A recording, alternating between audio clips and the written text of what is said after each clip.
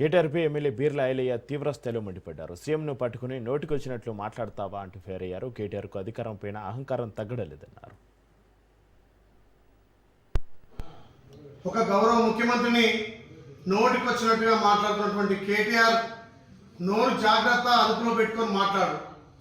గత 10 ఏళ్లుగా ధనిక రాష్ట్రంలో సుమారు 39 మంది ఎమ్మెల్యేలను మీ పార్టీలో చేర్చుకున్న గత 10 ఏళ్లుగా 3 ఎంపీలు 10 మంది ఎమ్మెల్సీలను మీ పార్టీలో చేర్చుకున్న మరి మధ్యప్రదేశ్ నుంచి మాట్లాడుతున్నావు.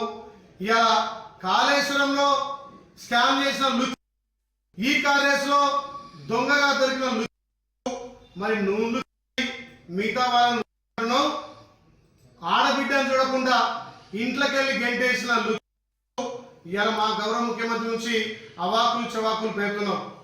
త్యాగాల మీద ఏర్పడే తెలంగాణ ఇవాళ అమరవీరుల త్యాగాల మీద తెలంగాణ ఏర్పడితే భోగాలు అనుభవించిన మీరు లుచ్చుంటే తెలంగాణ ప్రజలు ఇవాళ నవ్వుకుంటున్నారు.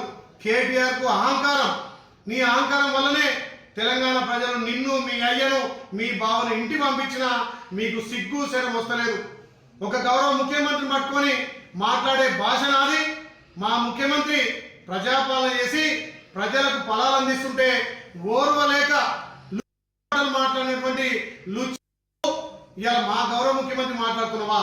కాంగ్రెస్ పార్టీ రేవంత్ రెడ్డి అక్షయ్ అని చెప్పి ఇలా తెలంగాణలో అధికారం ఇచ్చిన ప్రజలు, ఇలా తెలంగాణ ప్రజలు